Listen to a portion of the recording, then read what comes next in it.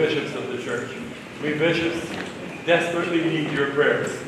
And we need your prayers not only when you have to pray for us during Divine Liturgy, or when you read your prayers from your prayer book, but when you have the time to pray on your own.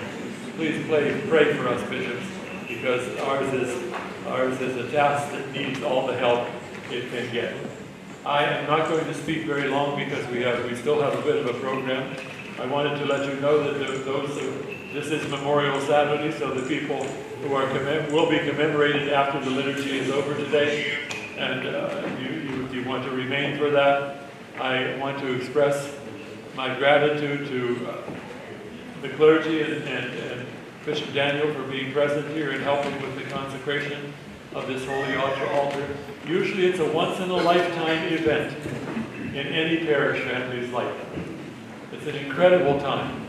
And I remember when I was back in I think it was the early 2000s, I was invited by the Patriarch to Romania. There's a Ukrainian vicariate in Romania, and they were consecrating a church that had been remodeled in Sziget. And I went to Sziget and I consecrated that church. And we had a very, very old elderly bishop who was there with me, and a younger bishop. And the older bishop got up and he spoke after the liturgy was over. And he said, "We have a tradition here in Romania, Vladiko," as he was saying to me. He says, when we bless a new altar, because it's usually only a one-time event in the life of a parish, then we invite the people to come into the altar, to walk around the altar, to kiss the altar, and to see once in a lifetime what it's like to be in the altar for the clergy. And you can come and honor the altar and visit it and kiss it, because it is your altar. It is your home. It is where Peter and Paul will reside permanently, praying for you at all times.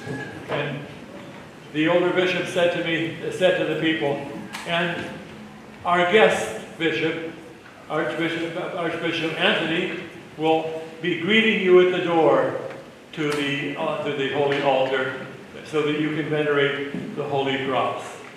And boy, was I in for a surprise, because there were 4,000 people there.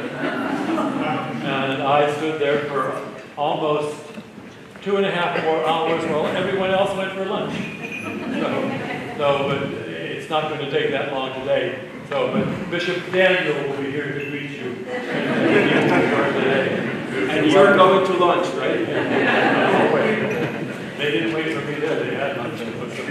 So I want to call Konstantin up here. Where's he at? Father, you want? Yeah.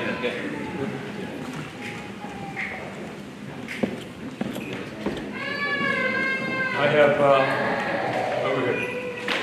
I just have to say a few things to you. That this is. I'm going to trip myself here. I walked into this church even before all the iconography was completed, and I can't begin to describe how moved I am at what I see before me. These little glimpses into heaven, and all the saints surrounding us. It takes a special person to be able to commit themselves to this kind of religious work, this kind of service to God in writing these icons. And we don't say that icons are painted. Icons are written, because each of the icons expresses the theology of the church. Each of the icons expresses the faith of the people involved. And each of the icons is a sermon to us, saying to us that, dearly beloved, we are not here just to decorate your walls. We are here to invite you to become one of us, because that is what you were created for. They became one with God in their sainthood, and we are invited to do the same thing, to become one with God, not only receiving Him in Holy Sacrament and Communion. Imagine that, God Himself residing within us. becoming part of the divine in that way. And should be the goal for each and every one of us, where to meet these saints when we walk into God's heavenly kingdom upon leaving this earthly life and facing the great and final judgment. I want to say to you, Pastor Dennis, that you have grown. And you have grown, and your iconography has just, I can't think of any other way to say it than it blows my mind.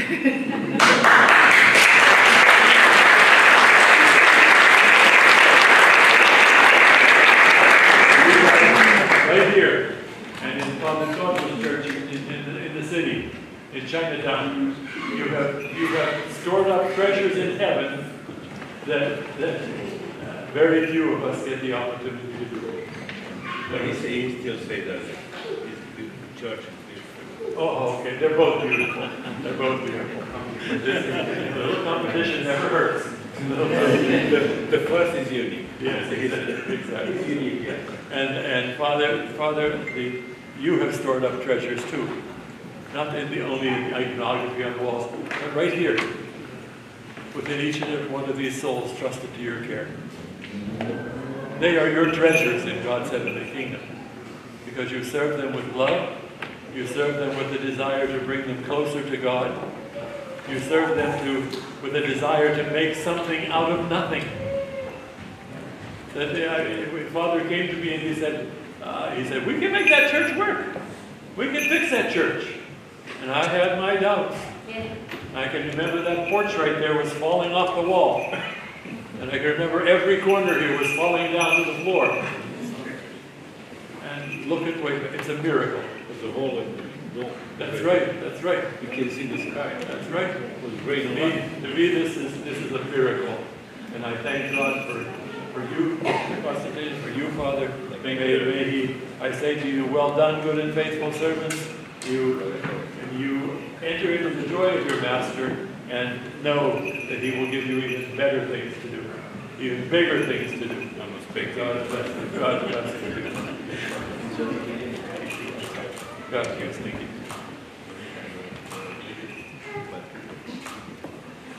Already? Okay, good. And you were just sing it for the people that greeted me with the bread? Yes, sing it? Really? Right? Close to sing it? Yes. Not far. So, okay. Then we will, oh yes. We're going to come down here and put the chairs in front of us. And we're going to sit here, the bishops and the priests. I don't know how we'll do it, but then someone's going to come up here and take a picture. So you all sit down in your pews, and we'll see how this is going to work.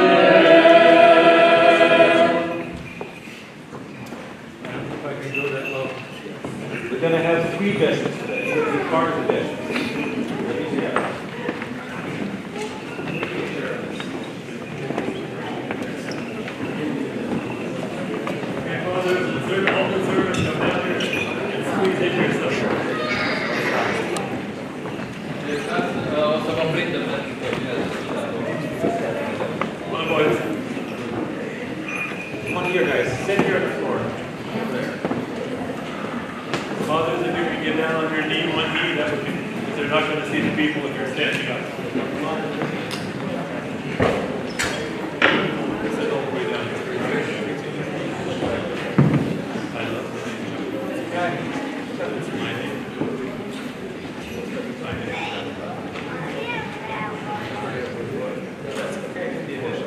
Okay, ready? Okay, let's all say cheese. Okay, 1, 2, 3. Cheese.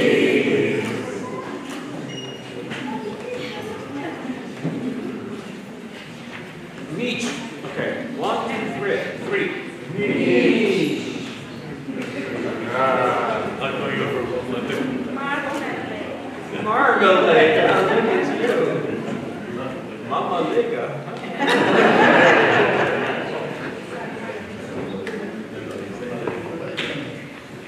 Can you see the people in the pews?